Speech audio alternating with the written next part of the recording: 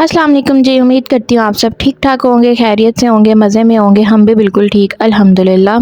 तो अभी सुबह-सुबह का टाइम है और मैं एज़ यूजुअल जो है ना सुबह के टाइम जो सबसे पहला काम होता है नाश्ता तैयार करने का वो कर रही हूँ। और उठी तो मैं टाइम पे थी कि गैस जो है ना चली ना जाए। 6 से 8 ही यहाँ पे गैस रहती है, लेकिन गैस जो है ना 7:30 का टाइम है और अभी भी नहीं आ रही। तो फिर मुझे मजबूरन जो है ना सिलेंडर पे ही बनाना पड़ गया नाश्ता। तो अभी अपने और हस्बैंड के लिए तैयार कर रही हूँ, बाद में मिराल तो सोई हुई है, वो उठेगी तो फिर उसके लिए जो है वो तैयार कर लूँगी। अच्छा, मक्खन मैंने बनाया था और मक्खन का ही मैंने पराठा बनाया है। थोड़ा-सा डींगा बन गया लेकिन टेस्टी है। मक्खन का ना पराठा बहुत टेस्टी लगता है। ये मुझे ना शादी के बाद पता लगा था, मेरे ससुराल में मक्खन से ही बनता है पराठा। तो जब से खाया है ना अब मुझे बड़ा मज़े का लगता है। अच्छा, सुबह का टाइम है और मेरी कोशिश ये होती है कि जो है ना हेल्पर के आने से पहले-पहले मैं डस्टिंग वगैरह सारी कर लूँ, ताकि वो आके आराम से जो है वो फिर सफाई कर ले और घर जो है ना एक साथ मैनेज हो जाए। और मिराल भी अभी सोई हुई है, तो बस ये करके ना तो जब थोड़ा-सा मुझे अपने लिए टाइम मिल जाएगा, कुछ अपनी सोचो विचार करूँगी मुस्तकबिल के बारे में। और तब तक जो है ना फिर मिराल उठ जाएगी, फिर मिराल को नाश्ता वगैरह करवा के उसके काम, और फिर इस तरह से सारा दिन जो है ना मेरा निकल जाता है। फिर लंच की तैयारी। अच्छा, जो हाउसवाइफ जो है ना वो सेपरेट रहती हैं। अच्छा, कुछ सेपरेट रहती हैं, कुछ साथ में जॉब भी करती हैं और कुछ जो है वो ससुराल में इकट्ठे भी रहती हैं। तो ना सबका अलग-अलग जो है ना एक सिस्टम होता है कि घर के काम जो है ना कैसे निपटाने हैं। और ये एक तरह से एक टेंशन भी होती है कि काम जो है ना आराम से निपट जाए। स्पेशली बच्चों के साथ जो है ना चीज़ें बड़ी मुश्किल हो जाती हैं। तो ना हर एक अपना-अपना तरीका कार होता है कि उसने काम जो है ना कैसे जल्दी ख़त्म करने हैं या फिर कैसे जो है ना मैनेज करने हैं कि थकावट भी ना हो, अपने लिए भी थोड़ा-सा ना टाइम निकल आए। तो ये है कि मैंने जो अभी तक मेरा तजुर्बा है ना उसका निचोड़ यही है कि अगर आप सुबह जल्दी उठ के अपने काम निपटाते हो ना, स्पेशली फजर के बाद उठ जाओ और फिर कुरान पाक पढ़ो, एक तरीके से अपना पूरा दिन का स्टार्ट लो। वो मतलब ये कि 10-11 बजे तक जो है ना सोए ना रहो, तो आपके काम इतनी जल्दी निबटते हैं ना और इतना बड़ा दिन हो जाता है कि आप अपने लिए भी कुछ कर सको, अपना भी जो है ना कुछ अलग से टाइम निकाल सको। इवन की जो जॉब वगैरह अगर आप करते हो, जैसे मैं घर में रह के जो है वो यूट्यूब का अपना चैनल मैनेज करती हूँ, तो जिस दिन जो है ना मैं उठने में थोड़ा लेट हो जाता है, क्योंकि हफ्ते में एक आध दिन मैं ऐसा रखती हूँ कि अपने आप को थोड़ा सा ट्रीट देती हूँ कि ज़रा लंबा जो है ना सो लिया जाए, जैसे संडे का दिन है, तो उस दिन जो है ना मेरे काम लटक लटक के हो रहे होते हैं। और जिस दिन मैं सुबह जल्दी उठ जाती हूँ टाइम से, उस दिन मेरे पास इतना टाइम होता है कि मुझे समझ नहीं आ रही होती कि अब मैं कौन सा काम करूँ कि मेरा दिन जो है ना गुजर जाए। और जितनी टेंशन लेके आप काम करते हो ना, आपका दिन भी नहीं अच्छा गुजरता और काम भी जो है ना सही तरह से नहीं होते। तो एक ये भी मेरी सजेशन है कि चाहे आप लेट उठो चाहे आप उठे जैसे मर्जी, मतलब हर घर की अपनी रूटीन होती है। सम टाइम ऐसे भी होता है कि जो जॉब वाले होते हैं उनकी रूटीन कुछ और होती है, जिनका कारोबार होता है उनकी रूटीन कुछ और होती है, उनके घर की रूटीन उठने की होती ही लेट है, तो फिर उनके काम उस लिहाज से चल रहे होते हैं।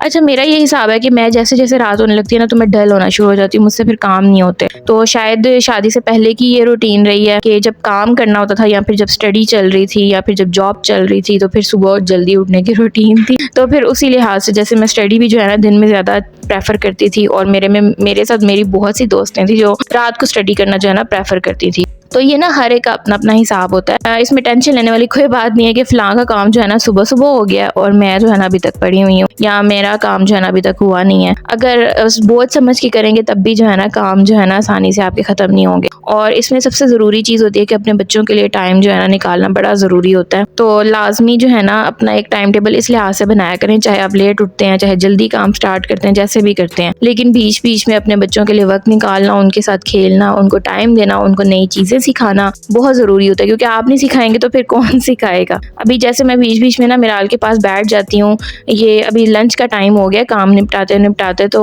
मैं बना रही थी लंच, और आज हमारे घर यूजुअली सब्ज़ी कम ही आती है, जब तक मैं खुद ना बोलूँ सब्ज़ी जो है ना मेरे हस्बैंड लाना भूल जाते हैं। तो आज भी इसी तरह से हुआ है कि हमारे घर सिर्फ आलू पड़े हुए थे, तो मैंने कहा फिर आलू ही बनते हैं आज। तो उन्होंने जब आना होता तो फिर उनको भूख लगी होती है, फिर उस टाइम मैं सालन मंगवा के फटाफट बना तो सकती हूँ, लेकिन फिर मैं नहीं चाहती कि वो जो है ना ज़्यादा लंबा इंतज़ार करें, तो इसलिए बस फिर मैंने आलू रख लिए फटाफट। और ये मैं ना दही वाले आलू बना रही हूँ, तो ये भी बड़े जो है ना टेस्टी बनते हैं और इनके साथ भी खाने का जो है ना अलग से मज़ा आता है।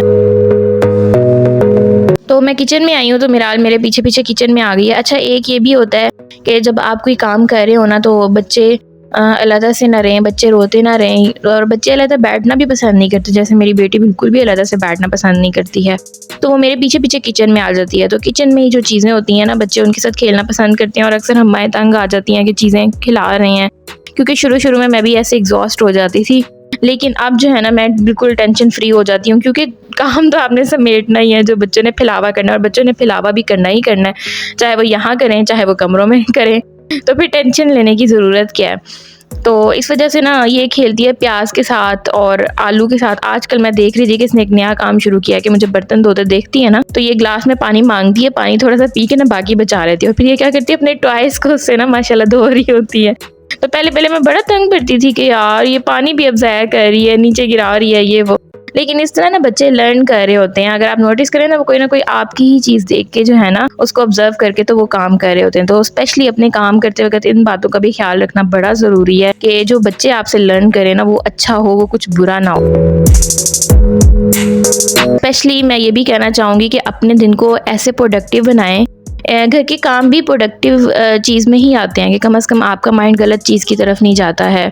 मेरा कहने का मतलब ये है कि आपके पास वो वाला टाइम ना हो कि आप बैठ के जो है ना दूसरों की बुराइयां करें बैठ के, क्योंकि ये अच्छी आदत भी नहीं है और इसके खुद आपकी लाइफ पे भी नेगेटिव ही असरात होते हैं। आप खुद भी पॉजिटिव नहीं रह सकते जब आप दूसरों की बुराइयां करते हैं। मैंने जॉब भी की हुई है और मैं एज ए हाउस वाइफ भी हूँ, तो मुझे पता है कि जब आप जॉब करते हो तो बहुत इतने बिजी हो जाते हो कि आपके पास, ये मुझे अच्छी आदत लगती है कि इन चीज़ों के लिए वक्त नहीं होता। लेकिन जब आप हाउस वाइफ होते हो तो आपके पास बहुत टाइम होता है कि आप किसी ना किसी के साथ बैठ के जो है ना गपशप करो, उसमें बहुत सी बातें निकल आती हैं, फ़लाँ की ये चीज़, फ़लाँ की ये चीज़, फ़लाँ ऐसी तो फ़लाँ वैसी। तो ये करने की बजाय ना कुछ प्रोडक्टिव सोचा करें।